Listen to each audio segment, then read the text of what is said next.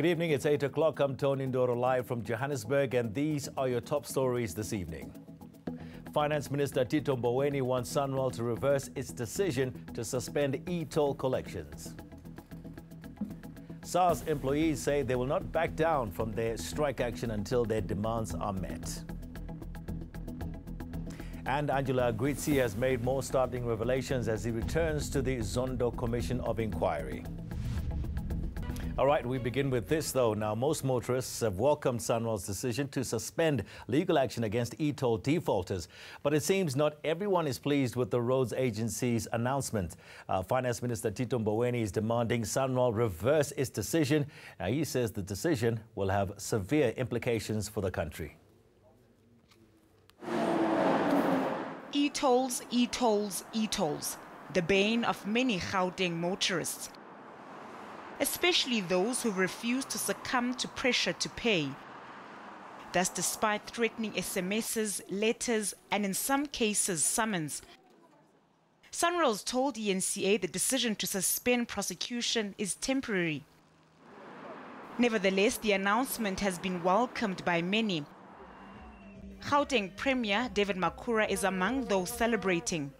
I know for many people the issue is when will this finally be resolved, but I want to say that the first step has been taken, and I look forward to a situation where, as a province, we look beyond the e-tolls. Makhura is denying claims that the provincial ANC's opposition to e-tolls is no more than electioneering. The issue of whether it's election time or not, the matter is affecting people. It has to be resolved, and I have said every year, I'm not going to give up until this matter is resolved. The ANC in this province has said so again and again. But the Finance Minister, Tito Mboweni, says the decision is a careless one, something that will have a ripple effect. It's a very bad decision. They should never have taken that decision. It is not helpful in the bond market. It is undermining what we have said in the budget, that we support the user must pay principle, and they must reverse that decision. And what now for the minority who've been paying diligently? SANRAL says debts have not been scrapped. It's only the issuing of summons that's been suspended. It's encouraging those who have been paying to continue to do so. Zikhona Shona, Johannesburg. Taxpayers who visited SARS branches were greeted by closed doors and empty offices today. That's as workers belonging to trade unions Nehawu and the Public Servants Association went on strike. Now, they're demanding an 11.4% wage increase while SARS is offering 7%. Dimakatsa Tugwana has the details. Not only are SARS offices around the country closed, the call center too isn't operational. Welcome to the SARS Contact Center.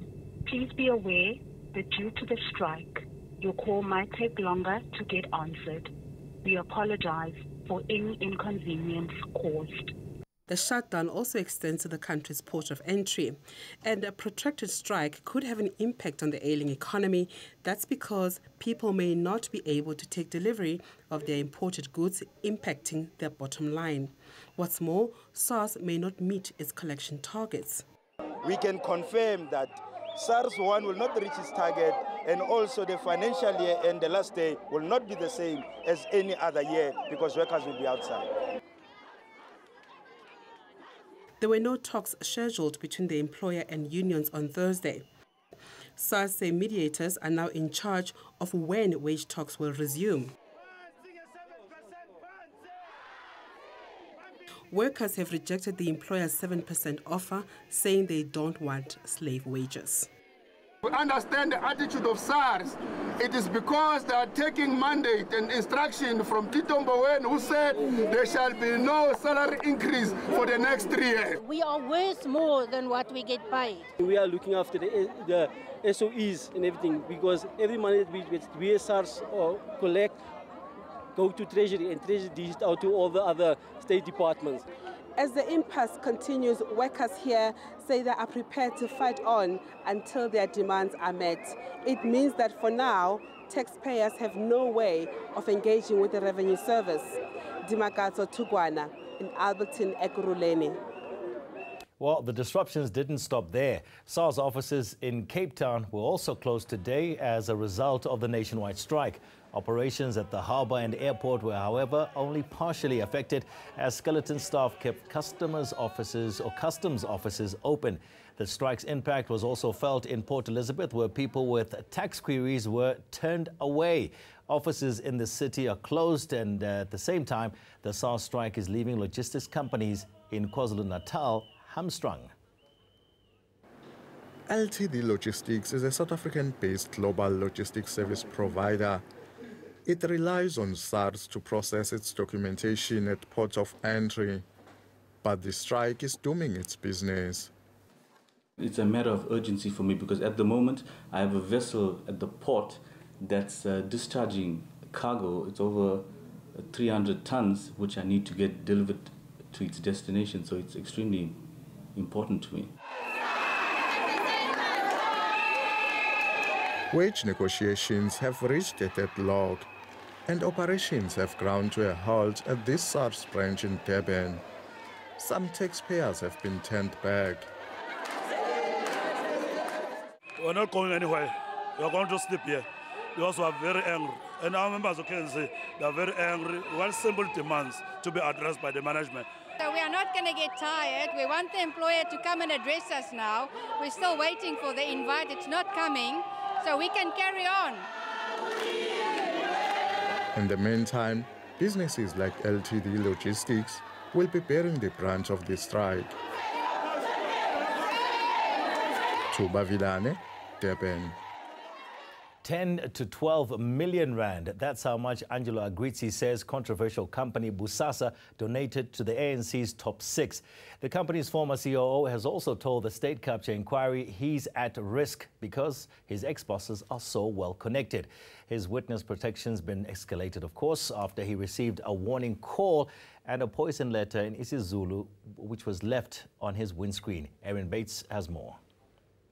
Former Bosasa COO Angelo Agrizzi's returned to the Zondo Commission for his 10th day of evidence, and he's made an especially inflammatory allegation against the governing party. I know of large donations given to the top six at one stage of 10-12 million rand checks. But the inquiry is demanding more than sheer claims.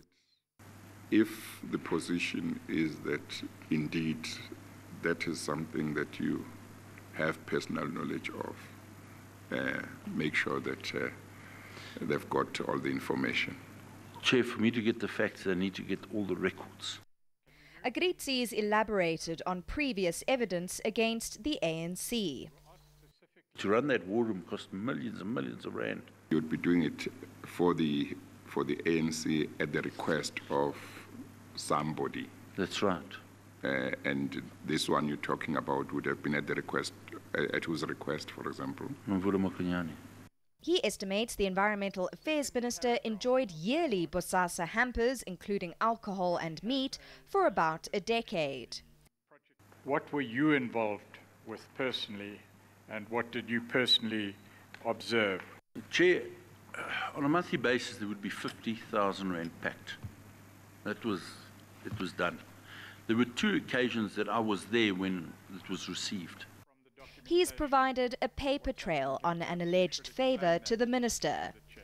There's a direct communication, it appears on Friday the 13th of April 2012, in relation to the contents of this email chain from Nomvula Mokunyane directly to yourself. That's correct. Mokunyane maintains Agrizzi's claims are untrue. She plans to cross-examine him and testify under oath to dismiss allegations of corruption between her, Bosasa, and the Watsons. Meanwhile, Agrizzi is watching his back on account of the Watsons' political clout. I was told so many times, categorically, that they are the most politically connected people in South Africa. He returns to the stand on Friday. I'm not just a blithering fool and lying in front of everybody. Agrizzi's return raises again questions about his motivation. Does he have renewed piety in the wake of a health scare? Or is he motivated by a vendetta against his former boss, Gavin Watson? Aaron Bates, Johannesburg. Okay, stay with us on eNews for business news. And UK parliamentarians continue to wrangle over how best to execute its exit from the European Union. If agreed by the House.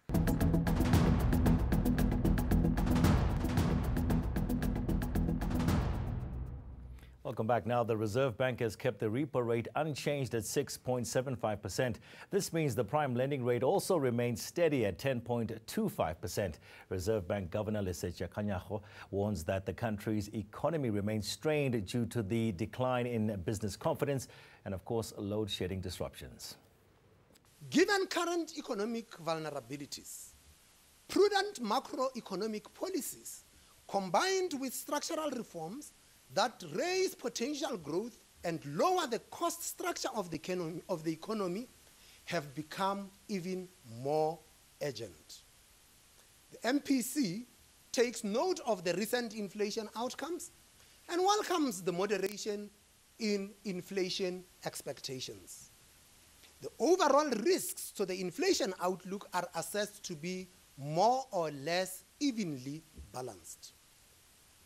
Key upside risks are rising administered prices, including electricity and water tariffs, rising domestic food prices in the outer years, and higher international oil prices. Downside risks include lower global inflation and an extended period of monetary accommodation in advanced economies. Well, did this have an effect on the markets today? Let's take a look.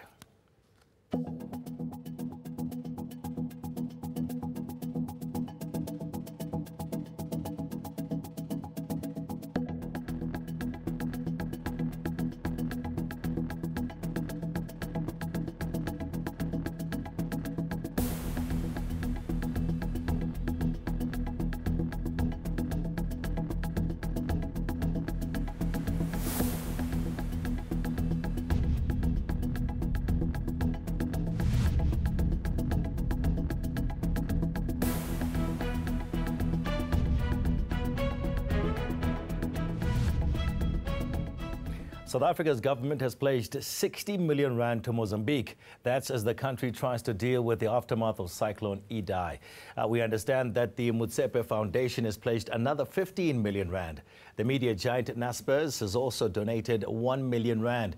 International Relations Minister Lindiwe Sisulu visited the city of Beira today. She's now set to land in Zimbabwe this evening. And it's back to the drawing board for the British Parliament. MPs could not agree on any of the 8 alternative options last night, despite Prime Minister Theresa May's offer to resign if they backed her deal.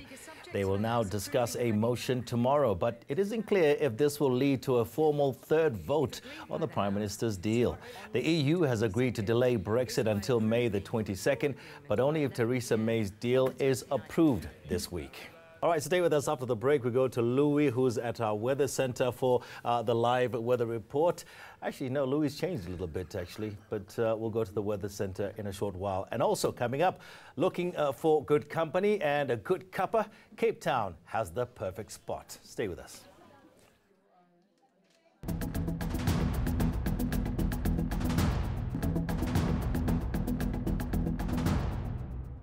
Okay, welcome back. Candice McKechnie is standing by with the weather details. Now, Candice, tell us about this autumn weather.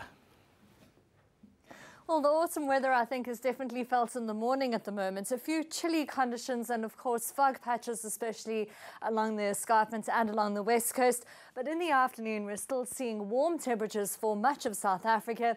Overnight, we'll see some cloud over the southern parts, fog along the west coast and along that escarpment yet again through to Friday morning.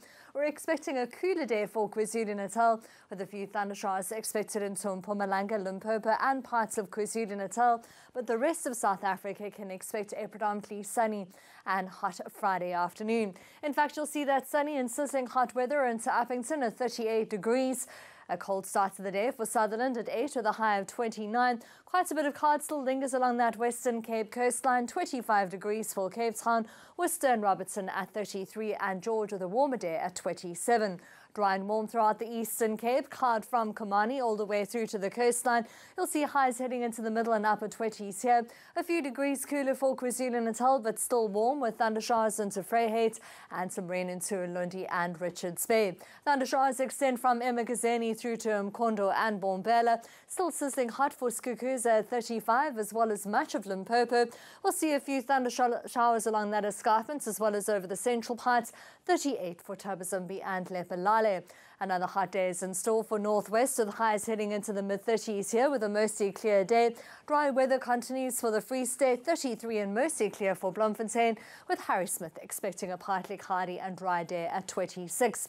Mostly clear and hot for Gauteng at the end of the work week. Pretoria at 33 degrees, Soweto and Johannesburg both at 31, with a dry forecast in store. Now, as we head towards the weekend, you'll see a warm day along South Africa's coastline.